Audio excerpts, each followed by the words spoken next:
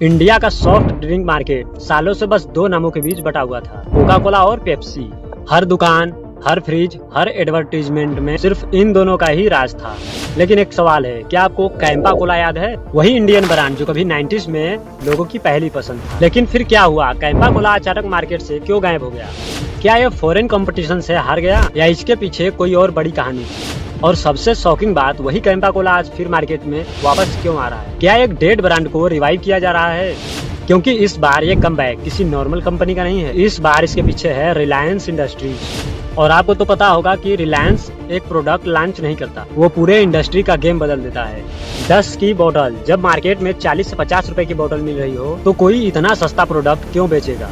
क्या ये सिर्फ कस्टमर को अट्रैक्ट करने का तरीका है या फिर एक प्लानड स्ट्रेटजी है जिसका टारगेट है बिलियंस डॉलर जायंट?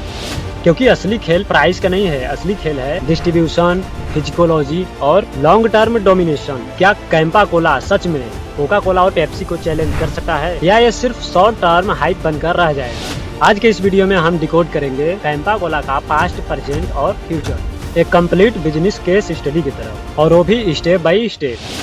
स्टोरी को समझने के लिए पहले हमें मार्केट को समझना होगा। इंडिया का सॉफ्ट ड्रिंक मार्केट सालों से डोमिनेटेड है दो ग्लोबल जायंट द्वारा, जिसका नाम है कोका कोला और पेप्सी। इन दोनों कंपनियों ने क्या किया? हैवी मार्केटिंग, सेलिब्रिटी एंडोर्समेंट, इसके अलावा स्ट्रॉन्ग डिस्ट्रीब्यूशन नेटवर्क, और इसका रिजल्ट ये सामने आया कि हर छोटे से छोटे गांव की दुकानों में भी इनकी बोतल आसानी से मिल जाती है। लेकिन यहाँ एक प्रॉब्लम थी, और वो थी प्राइसिंग। जब एक कोल्ड ड्रिंक 40 से 50 रुपए में मिलती है, तो इंडिया का मास मार्केट, स्पेशली रूरल और टीयर 2, टीयर 3 सिटी, वो इतना फ्रिक्वेंटली परचेस नहीं करता। यानी डिमांड है, अफोर्डेबिलिटी बैरियर है, और बिजनेस में जहाँ प्रॉब्लम होती है वही अपॉर्चुनिटी पैदा होती है। यही गैप था जिसे किसी ने नोटिस तो किया लेकिन प्रॉपरली एग्जीक्यूट नहीं किया, और यही से एंट्री होती है कैंपा कोला की, लेकिन इस बार एक नई स्ट्रेटेजी के साथ। कैंपा कोला की कहानी शुरू होती है उस दौर से जब इंडिया में फॉरेन ब्रांड का कोई नामो निशान नहीं था। 80s और अर्ली 90s में कैंपा कोला सिर्फ एक कोल्ड ड्रिंक्स नहीं था, वो एक इमोशन था, एक इंडियन आइडेंटिटी थी, जिसे स्कूल के बाद दोस्तों के साथ, शादी विवाह के फाउंडेशन में, हर छोटे बड़े सेलिब्रेशन में कैंपा कोला ऑलमोस्ट हर जगह दिखता था। लेकिन फिर आया वो टर्निंग पॉइंट जिसने पूरी इंडस्ट्री को बदल के रख दिया। इंडिया में इकोनॉमिक लाइब्रेजेशन मार्केट सडनली खुल गया और एंट्री हुई ग्लोबल जायंट की, जिसका नाम था कोका कोला और पेप्सी। अब कंपटीशन बराबरी का नहीं था, क्योंकि ये सिर्फ एक ड्रिंक की लड़ाई नहीं थी, ये थी पावर की लड़ाई। करोड़ों रुपए का एडवर्टीजमेंट बजट, बड़े बड़े बॉलीवुड सेलिब्रिटी, हर टीवी चैनल पर लगातार एड्स। जहां कैंपा कोला लिमिटेड रिसोर्स के साथ सरवाइव करने की कोशिश कर रहा था, वही दूसरी तरफ ये कंपनियां पूरे मार्केट को कैप्चर कर रही थी। लेकिन असली गेम यहाँ था डिस्ट्रीब्यूशन। कोका कोला और पेप्सी ने धीरे धीरे इंडिया के हर शहर, हर कस्बे, हर गांव तक अपना नेटवर्क फैला दिया। रिटेलर को बेटर मार्जिन मिले, फ्री रेफ्रिजरेटर मिले, ब्रांडिंग सपोर्ट मिला, और नेचुरली शॉपकीपर ने किसे प्रेफरेंस दिया। धीरे धीरे सेल्वेस से कैंपा कोला गायब होने लगा। तब कस्टमर के पास ऑप्शन ही नहीं बचा, तो इसके बाद हैबिट भी चेंज हो गई, और यही बिजनेस की सबसे डेंजरस रियलिटी है।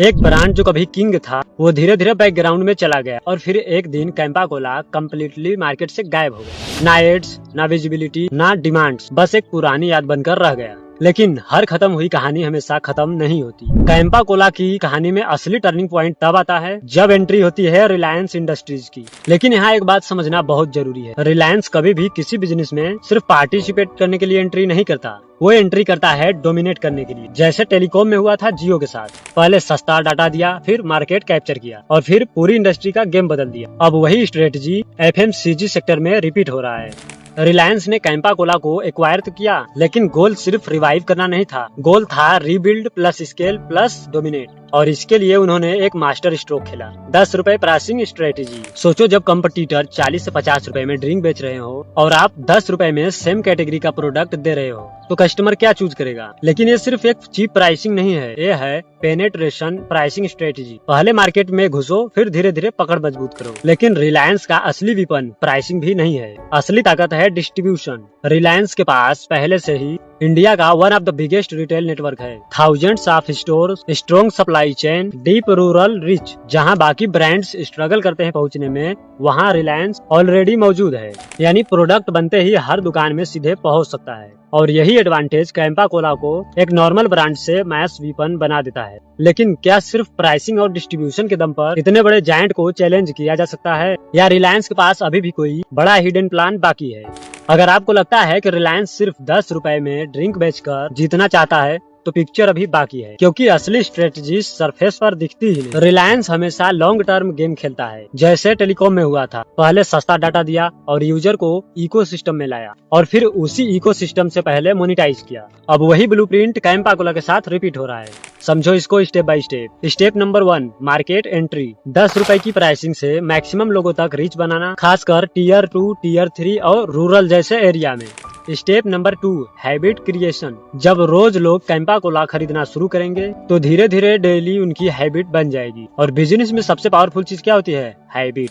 Step number 3, ecosystem expansion. Campa Cola सिर्फ कोला ब्रांड नहीं रहेगा, फ्यूचर में एक्सपेंशन होगा, जैसे juice, energy drink, flavoured beverages, यानी पूरा एक बेवरेज पोर्टफोलियो तैयार होगा।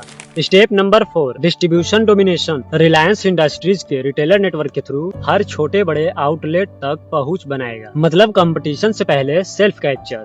और जब सेल्फ आपकी, कस्टमर की हैबिट आपकी, प्राइस एडवांटेज आपका, तो धीरे धीरे क्या होगा? मार्केट शिफ्ट होने लगेगा। लेकिन यहाँ सबसे इंटरेस्टिंग बात यह है, रिलायंस को जल्दी प्रॉफिट नहीं चाहिए। वो पहले मार्केट कैप्चर करेगा, फिर धीरे धीरे प्राइसिंग और मार्जिन एडजस्ट करेगा, यानी एक साइलेंट टेक ओवर। लेकिन क्या यह स्ट्रेटजी सच में काम करेगी? क्या लोग कोका कोला और पेप्सी जैसी एस्टेब्लिश्ड ब्रांड को छोड़ देंगे, या ब्रांड लॉयल्टी इतनी स्ट्रॉन्ग है कि कैंपा कोला को फिर से स्ट्रगल करना पड़ेगा? और सबसे बड़ा सवाल, क्या ये कमबैक हिस्ट्री बनाएगा या फिर एक और फेल्ड एक्सपेरिमेंट बनकर रह जाएगा? तो अब पूरी कहानी क्लियर है। एक तरफ डेकेड्स से मार्केट पे राज करने वाले जायंट कोका कोला और पेप्सी, और दूसरी तरफ एक कमबैक स्टोरी कैंपा कोला।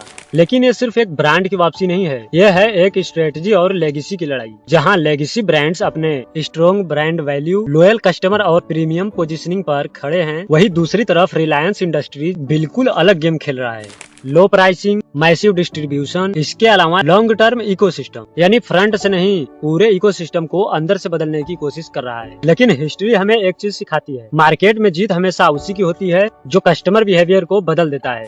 जियो ने डाटा यूसेज बदल दिया था, और अब सवाल यह है, क्या कैंपा कोला इंडिया का ड्रिंकिंग हैबिट बदल सकता है? क्या लोग 50 की ब्रांडेड ड्रिंक छोड़कर 10 का ऑप्शन चुनेंगे रेगुलरली, या फिर ब्रांड ट्रस्ट इतना स्ट्रॉन्ग है कि लोग वापस उसी तरफ चले जाएंगे? और सबसे बड़ा सवाल, क्या रिलायंस एक और इंडस्ट्रीज में साइलेंट डोमिनेशन करने वाला है, या इस बार चैलेंज इतना बड़ा है कि स्ट्रेटजी फेल भी हो सकती है? क्योंकि ये सिर्फ एक प्रोडक्ट की फाइट नहीं है, ये है इंडिया के बेवरेज मार्केट के फ्यूचर की फाइट। अब फैसला आपके हाथ में। अगर आप कस्टमर होते तो आप क्या चूज करोगे? 10 की कैंपा कोला या 40-50 की कोका कोला और पेप्सी?